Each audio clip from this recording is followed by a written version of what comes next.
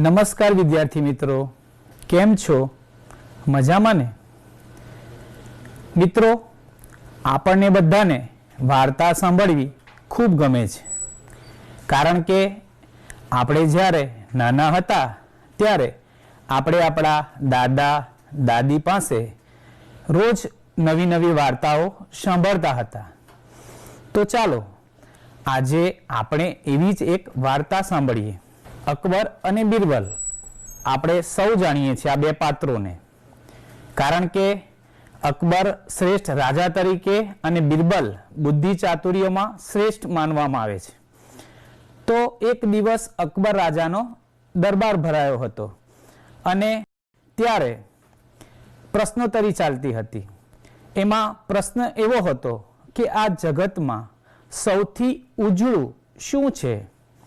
એટલે બધા દરબારીઓ અલગ અલગ જવાબો આપતા હતા, પરંતુ બધા સર્વાનુમતે જગતની અંદર સૌથી ઉજળું દૂધ છે એ વિચારને બધાએ પ્રાધાન્ય આપ્યું અને રાજા અકબરે પણ એ બધાનો સર્વમત હતો એટલે એ વિચાર સ્વીકાર્યો. પરંતુ આપણને ખબર છે કે બિરબલ એ બુદ્ધિ ચાતુર્યવાન માણસ હતો, એટલે એમણે એ વિચાર સ્વીકાર્યો નહીં અને રાજાજીને કહ્યું કે તમે ભલે સહમત હો પણ હું સહમત નથી.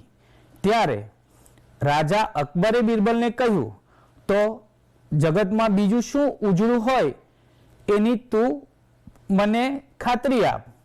એટલે બિરબલે કહ્યું કે રાજાજી, મને સમય આપો, હું તમને એની ખાતરી કરી આપીશ. એક દિવસ રાજા અકબર પોતાના મહેલમાંથી બહાર નીકળતા હતા અને બાગની નજીક જ્યાં અંધારું હતું ત્યાં જતા હતા.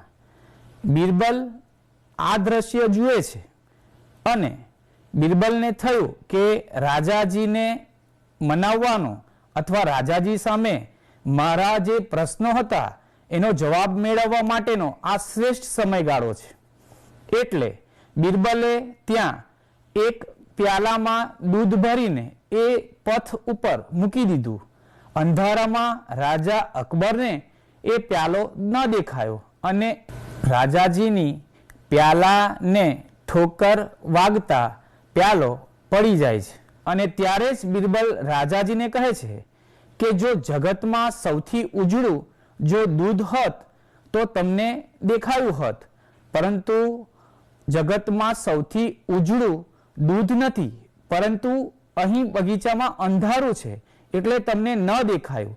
પણ જગતમાં સૌથી ઉજળું હોય તો તે પ્રકાશ છે અને આજે આપણે એ જ પ્રકાશ વિશે શીખવાના છીએ. પ્રકાશ, જે વસ્તુમાંથી પ્રકાશનું ઉદ્ગમ થાય છે, પ્રકાશ ઉત્સર્જિત થાય છે, તે વસ્તુને પ્રકાશનું ઉદ્ગમ સ્થાન કહીએ છીએ.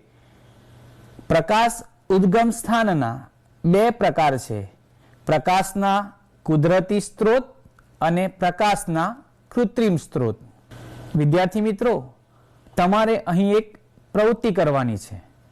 તમારી આસપાસ તમે જે કંઈ સ્ત્રોતો પ્રકાશના જાણતા હો કે જેમાંથી પ્રકાશ ઉત્સર્જિત થતો હોય એવા સ્ત્રોતોની યાદી તમારી નોટબુકમાં બનાવો.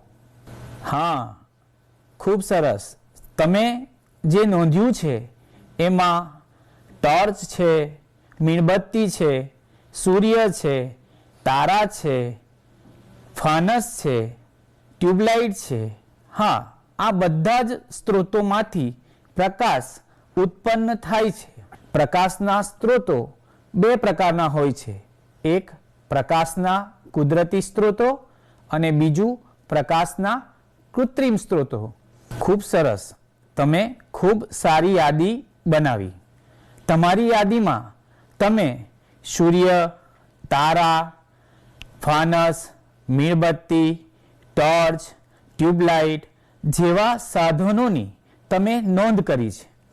તો વિદ્યાર્થી મિત્રો, આમાંથી ઘણા સાધનો એવા છે કે જે કુદરતી રીતે પ્રાપ્ય છે અને કેટલાક સ્ત્રોતો માણસે બનાવ્યા છે. એટલે કે કૃત્રિમ રીતે નિર્માણ પામ્યા છે. તો હવે તમે આ જે સ્ત્રોતોની યાદી બનાવી છે એમાંથી બે જૂથ કુદરતી સ્ત્રોત અને કૃત્રિમ સ્ત્રોત આમાં વર્ગીકરણ કરી શકો છો. વિદ્યાર્થી મિત્રો, વસ્તુમાંથી પ્રકાશ કેવી રીતે પસાર થાય છે? કેટલીક વસ્તુમાંથી સંપૂર્ણ પ્રકાશ પસાર થાય છે, કેટલીકમાંથી અંશતઃ પસાર થાય છે, કે કેટલીક વસ્તુઓમાંથી પસાર થતો નથી. તો ચાલો, તમે તૈયાર છો ને? તો શરૂ કરીએ એક પ્રવૃત્તિ તમારે ખૂબ ધ્યાનથી નિહાળવાની છે અને તમારે ઘરે પણ ટોર્ચની મદદથી શક્ય હોય તેટલા સાધનો લઈ આ પ્રવૃત્તિ કરવાની છે, જેથી તમે અવલોકન કરી શકો અને અવલોકનને આધારે તમે એક ચોક્કસ નિર્ણય લઈ શકો. મિત્રો, મારા હાથની અંદર આ એક લેઝર ટોર્ચ છે. એ લેઝર ટોર્ચમાંથી પ્રકાશનું કિરણ નીકળે છે અને સ્ટેપ બાય સ્ટેપ બધા પદાર્થોમાંથી એ કિરણ પસાર થાય છે કે નથી થતું, કે શું થાય છે તે આપણે અવલોકન કરવાનું છે. મારા હાથમાં આ કાચનો બીકર છે. આપણે જોઈ શકીએ કે હું કાચનું બીકર જ્યારે પકડું છું તો એક સપાટી પરથી આંખની મદદથી જોઉં છું તો બીજી સપાટીએ મારો જે હાથ છે સ્પષ્ટ મને જોવા મળે છે. હવે હું એના ઉપર લેઝર કિરણ આપાત કરું છું તો આપ જોઈ શકો છો કે જે પ્રકાશનું કિરણ છે એ કાચના બીકરમાંથી આરપાર થઈને સામેના પડદા ઉપર આપણને જોવા મળે છે. હવે મારા હાથમાં ડસ્ટર છે. હવે ડસ્ટરને જ્યારે હું પકડું છું તો ડસ્ટરની બીજી બાજુએ મારા જે આંગળીઓ છે એ મને દેખાતી નથી. હવે એના ઉપર આપણે લેઝર ટોર્ચથી પ્રકાશનું કિરણ ફેંકીએ છીએ તો આપણે જોઈ શકીએ છીએ કે તે આરપાર ફેલાતું નથી. હવે આપણે સૌ જાણીએ છીએ કે પ્રયોગની અંદર આપણે આ અંકિત નળાકાર જે પ્લાસ્ટિકમાંથી બને છે, કાચમાંથી પણ બને, એનો પણ ઉપયોગ કરીએ છીએ. પણ આજે એક પ્લાસ્ટિકનો અંકિત નળાકાર મારા હાથમાં છે. મેં એને પકડ્યો છે તો બીજી બાજુ જોઉં છું મારી હાથની આંગળીઓ તો મને ઝાંખી મારી હાથની આંગળીઓ દેખાય છે. હવે લેઝર ટોર્ચનો કિરણ એના ઉપર ફેંકીએ તો આપણે જોઈ શકીએ છીએ કે એ ઝાંખી ભાત પડદા ઉપર જોવા મળે છે. હવે બીજી એક વસ્તુ લઈએ. તેને આપ સૌ જાણો છો કે જ્યારે તમે માંદા પડો છો અને લેબોરેટરીની અંદર ટેસ્ટિંગ કરાવવા જાઓ છો ત્યારે આવી સ્લાઇડ પર તમારું બ્લડ લેવામાં આવે છે. સ્લાઇડને મેં પકડી છે. આપ જોઈ શકો છો કે સ્લાઇડની આરપાર મારો હાથની આંગળી જે સ્પષ્ટ રીતે જોઈ શકીએ છીએ. હવે એના ઉપર લેઝર ટોર્ચ આપણે ફેંકીએ તો આપણે જોઈ શકીએ છીએ કે જે કિરણ છે એ સ્પષ્ટ રીતે આરપાર થઈ શકે છે અને આપણે આ વસ્તુ નિહાળી શકીએ છીએ. હવે તમને અત્યારે બહુ રમવાની મજા આવે એવો ટેનિસ બોલનો દડો છે. એને પણ પાછળના ભાગની મારી આંગળીઓ આપણે જોઈ શકતા નથી. હવે એના ઉપર આપણે જ્યારે પ્રકાશ પાડીએ છીએ તો આપણે જોઈ શકીએ છીએ કે પ્રકાશ જે બોલ પર પડે છે પરંતુ એની આરપાર થઈ શકતો નથી. હવે આપણે પેન્સિલની આજુબાજુ પણ આપણે એને જોઈએ તો આપણે પેન્સિલમાંથી પણ પ્રકાશ પસાર થતો નથી. હવે આપણે એક બટર પેપર લઈએ છીએ. બટર પેપરની બીજી બાજુ આપણે જોઈએ તો હાથની જે આંગળીઓ છે એ અસ્પષ્ટ ઝાંખી આપણને દેખાય છે અને એની અંદરથી પણ પ્રકાશ જ્યારે આપણે ફેંકીએ છીએ તો ઝાંખો પ્રકાશ આપણને જોવા મળે છે. અને છેલ્લે આ પ્લાસ્ટિકનું જે પેડ છે એને લઉં છું અને જુઓ આપણે હાથને પાછળ મૂકીએ છીએ તો આપણને હાથ પણ શું દેખાય છે એ જોઈએ. હવે એના પર લેઝર કિરણ એ કરું છું તો એમાંથી પણ આપણને પૂર્ણતઃ પ્રકાશ પસાર થતો જોવા મળતો નથી. તો વિદ્યાર્થી મિત્રો, આપે અનુભવ્યું હશે કે કેટલાક પદાર્થો એવા હતા કે જેમાંથી પ્રકાશ લેઝરનું કિરણ સંપૂર્ણ રીતે પસાર થઈ જતું હતું. કેટલાક પદાર્થો એવા હતા કે જેમાંથી પ્રકાશ અંશતઃ એટલે કે થોડો થોડો પસાર થતો હતો, જેના લીધે આપણને ઝાખું ચિત્ર, અસ્પષ્ટ ચિત્ર દેખાતું હતું. કેટલાક પદાર્થો એવા હતા કે જેની આરપાર પ્રકાશ પસાર થતો ન હતો અને મારી હાથની પકડેલી આંગળીઓ પણ બિલકુલ દેખાતી ન હતી. તો વિદ્યાર્થી મિત્રો, આ દરેક અવલોકનો પાછળ સંકલ્પના છે, તો એ સમજીએ. આખી પ્રવૃત્તિ ઉપરથી આપણે પારદર્શક પદાર્થ, અપારદર્શક પદાર્થ, પારભાષક પદાર્થની સંકલ્પનાને સમજી શક્યા કે જે પદાર્થમાંથી પ્રકાશ સંપૂર્ણ પસાર થઈ શકે છે તેને પારદર્શક પદાર્થ કહે છે. ઉદાહરણ તરીકે હવા, કાચ. તમે અન્ય ઉદાહરણોની નોંધ તમારી બુકમાં કરી શકો છો. અપારદર્શક પદાર્થ, જે પદાર્થમાંથી પ્રકાશ પસાર થઈ શકતો નથી તેને અપારદર્શક પદાર્થ કહે છે.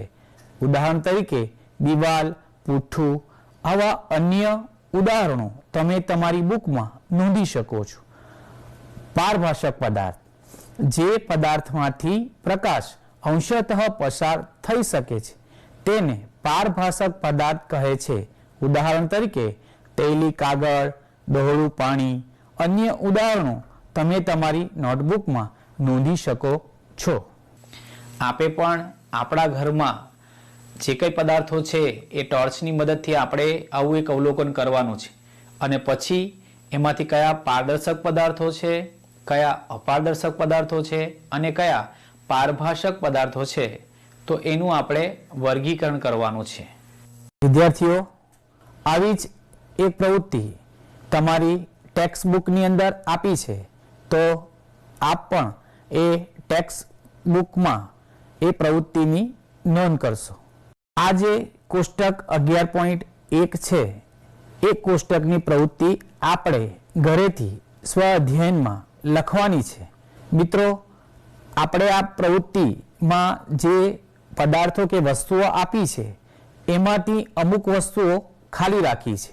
એ વસ્તુઓ તમારે જાતે લખીને ટોર્ચની મદદથી તમારે જાતે અવલોકન કરીને પદાર્થ પારભાષક છે, અપારદર્શક છે કે પારદર્શક છે તે નક્કી કરવાનું છે.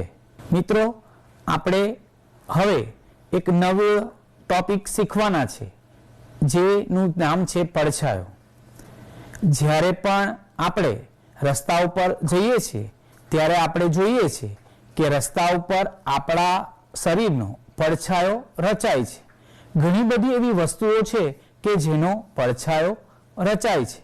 તો ચાલો એ સમજવા માટે આપણે એક પ્રવૃત્તિ કરીએ. આપ જોઈ શકો છો એક બોક્સ મૂક્યું છે અને પ્રકાશ ઉદ્ગમ તેના ઉપર થોડે દૂર મૂકવામાં આવે છે. પ્રકાશ ઉદ્ગમમાંથી વસ્તુ પર પ્રકાશ પડતા આપ પડદા ઉપર જોઈ શકો છો કે તેનો પડછાયો રચાય છે. પરંતુ આપણે જોઈએ છીએ કે આ પડછાયો કઈ રીતે રચાય છે. તો આપ જોઈ શકો છો કે જેમ જેમ પ્રકાશને વસ્તુની નજીક લઈ જઈએ છીએ તેમ તેમ તેના પડછાયાના પ્રતિબિંબમાં ફેરફાર જોવા મળે છે. હવે આપણે પ્રકાશ ઉદ્ગમને વસ્તુથી ધીરે ધીરે દૂર લઈ જઈએ છીએ તો તેના પડછાયામાં શો ફેરફાર થાય છે તે આપ ધ્યાનથી પડદા ઉપર નિહાળી શકો છો. હવે આપણે ફરીથી પાછા પ્રકાશ ઉદ્ગમને વસ્તુની નજીક લઈ જઈએ ત્યારે પડછાયામાં થતા કદ પરિવર્તનને આપ જોઈ શકો છો. મિત્રો, પડછાયાના કદના આધારે વસ્તુનો આકાર પણ આપણે જાણી શકીએ છીએ, પરંતુ દરેક બાબતોમાં એ અનુમાન લગાવવું સાચું ન પણ હોઈ શકે. એ માટે આપણે એક પ્રવૃત્તિ કરીએ. અહીં જોઈ શકીએ છીએ કે જે રીતની વસ્તુ છે એવો એનો પડછાયો છે અને એ પડછાયાને આધારે આપણે એનો આકાર લંબચોરસ છે એવું સ્પષ્ટપણે જણાવી શકીએ છીએ. તો હવે આપણે બીજી પ્રવૃત્તિ કરીએ.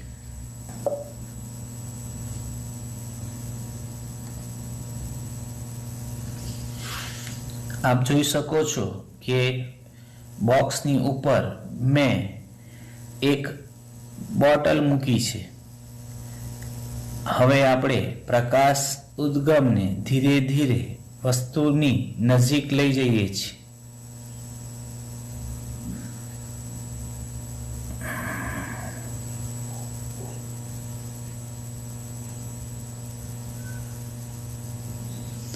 એના કદમાં થતું પરિવર્તન આપણે જોઈ શકીએ છીએ. હવે આપણે પ્રકાશ ઉદ્ગમને ધીરે ધીરે વસ્તુથી દૂર લઈ જઈએ તો આપ જોઈ શકો છો કે પ્રકાશથી થતા પડછાયાના કદમાં થતું પરિવર્તન આપણે સરળતાથી જોઈ શકીએ છીએ. મિત્રો, આ પડછાયાનો આકાર નળાકાર જેવો આપણને દેખાય છે. હવે આ જ વસ્તુનું સ્થાન માત્ર બદલતા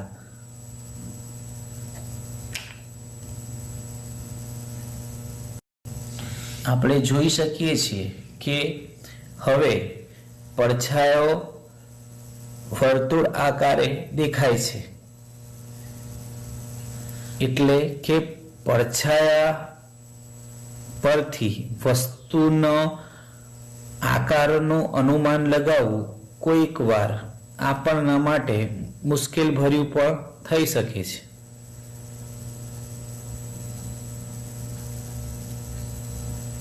આમ પ્રકાશિત વસ્તુ પ્રકાશના માર્ગમાં કોઈ વસ્તુ મૂકવામાં આવે છે ત્યારે એ અપારદર્શક વસ્તુ હોય તો જ એનો પડછાયો રચાય છે.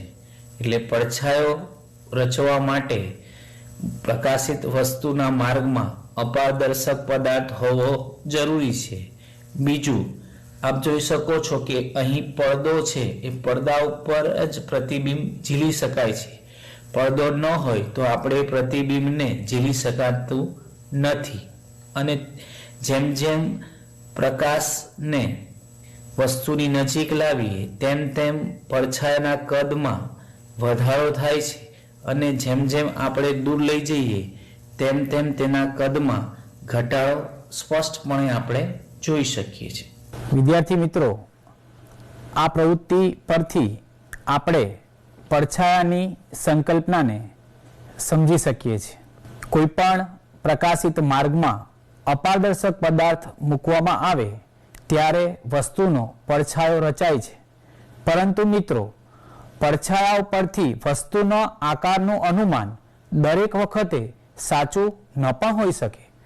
રૂપિયાનો સિક્કો હોય એની સામે જ્યારે આપણે વસ્તુ પર પ્રકાશ પાડીએ છીએ ત્યારે એનો આકાર અને એને સ્થાન બદલીએ ત્યારે એના પડછાયાના આકારમાં આપણને ફેરફાર થતો જોવા મળે છે.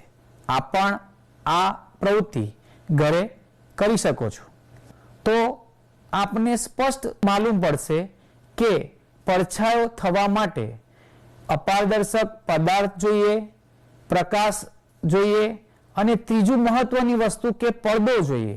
આ ત્રણ વસ્તુનો સમન્વય હોય તો આપણે પડછાયો નિહાળી શકીએ છીએ. મિત્રો, આ પડછાયાથી ખૂબ સુંદર ભાત રચાય છે.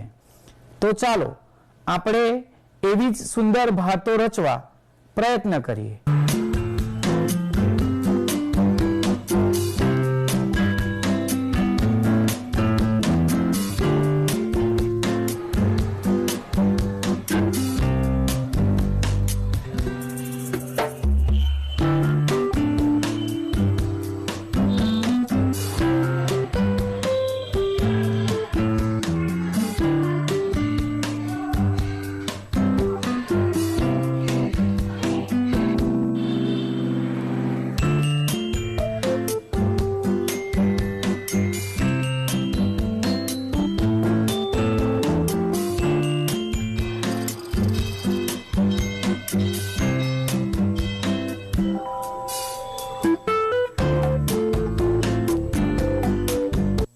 જોયું ને મિત્રો, આપે જોયું કે આપણા હાથના પડછાયાથી પણ આપણે ઘણા બધા પ્રાણી અને પક્ષીઓના આકારો રચી શક્યા.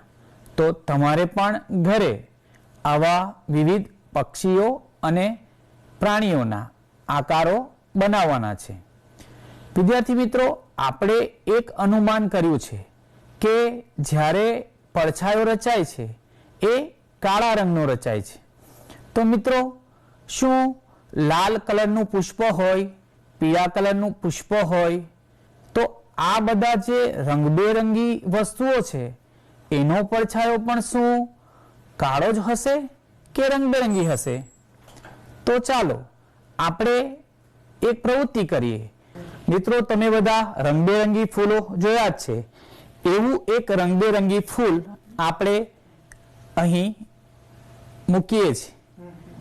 આપ જોઈ શકો છો કે રંગબેરંગી જે ફૂલ છે એના ઉપર પ્રકાશ પડે છે અને એનો પડછાયો પડદા ઉપર દેખાય છે.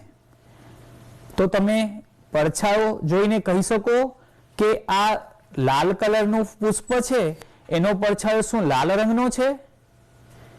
સરસ, એનો પડછાયો પણ કાળા રંગનો જ દેખાય છે. આપ જોઈ શકો છો કે અત્યારે આપણે આ ફળ ખૂબ જ ખોરાક તરીકે ઉપયોગ કરીએ છીએ, કારણ કે એક ફળની અંદર વિટામિન સી રહેલું છે અને એ રોગપ્રતિકારક શક્તિ પણ આપણી વધારે છે.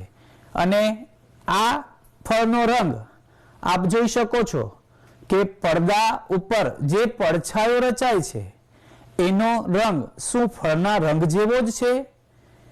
જણાવો તો.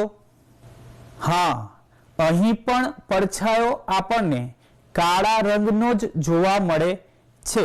હવે એક અલગ રંગનું પુષ્પ લઈએ. આપ જોઈ શકો છો કે અહીં પીળા રંગનું પુષ્પ છે, એના પર પ્રકાશ પાડવામાં આવે છે અને આપણે એ પડછાયામાં શું આપણને એ પુષ્પ પીળા રંગનું દેખાય છે? ના, એ પણ કાળા રંગનું જ દેખાય છે. જોયું ને મિત્રો, આ પ્રવૃત્તિ ઉપરથી આપણે તારણ કાઢી શકીએ કે વસ્તુ ગમે તે રંગની હોય પરંતુ તેનો પડછાયો કાળા રંગનો જ હોય છે. મિત્રો, મજા આવીને ભણવાની? તો ચાલો આજે આપણે શું ભણ્યા એ એકવાર યાદ કરી લઈએ. સૌપ્રથમ આપણે જોયું કે જે પદાર્થોમાંથી પ્રકાશ ઉત્પન્ન થાય છે તે પદાર્થને પ્રકાશનું ઉદ્ગમ સ્થાન કહે છે. પ્રકાશના બે ઉદ્ગમ સ્થાન જોયા આપણે, કુદરતી અને કૃત્રિમ. ત્યારબાદ આપણે પડછાયા વિશેની વાત કરી કે જ્યારે પણ કોઈ પ્રકાશિત માર્ગમાં અપારદર્શક વસ્તુ મૂકવામાં આવે છે ત્યારે પડછાયો રચાય છે. અને આપણે એ પણ જોયું કે પડછાયાનું કદ જે હોય છે એ વસ્તુના કદથી કેવું હોય, મોટું હોય, નાનું હોય. ક્યારે પડછાયો મોટો પડે, ક્યારે પડછાયો ટૂંકો પડે, એ પણ આપણે પ્રવૃત્તિ દ્વારા નિહાળ્યું છે. ત્યારબાદ આપણે રંગબેરંગી વસ્તુઓ ઉપર પ્રકાશનું કિરણ પસાર કર્યું અને એનો પડછાયો જોવા પણ પ્રયત્ન કર્યો. અને એ પ્રવૃત્તિમાં પણ આપણે એ નિર્ણય પર આવ્યા કે રંગબેરંગી વસ્તુ હોય છતાં પણ તેનો પડછાયો કાળા રંગનો જ બને છે. તો ખૂબ મજા આવી ને તમને? વિદ્યાર્થી મિત્રો, નેક્સ્ટ એપિસોડમાં આપણે પિન હોલ કેમેરા બનાવવાની રીત સમજવાના છે. તો આપ આપણા ઘરની અંદર જે વેસ્ટેજ પૂઠા હોય, કાતર હોય, થર્મોકોલની સીટ હોય, પેપર હોય અને બટર પેપર જેવી વસ્તુઓ તમે તમારી સાથે રાખશો તો આપણને એ પિન હોલ કેમેરાની પ્રવૃત્તિ કરવાની ખૂબ મજા આવશે. આવજો વિદ્યાર્થી મિત્રો, બાય બાય.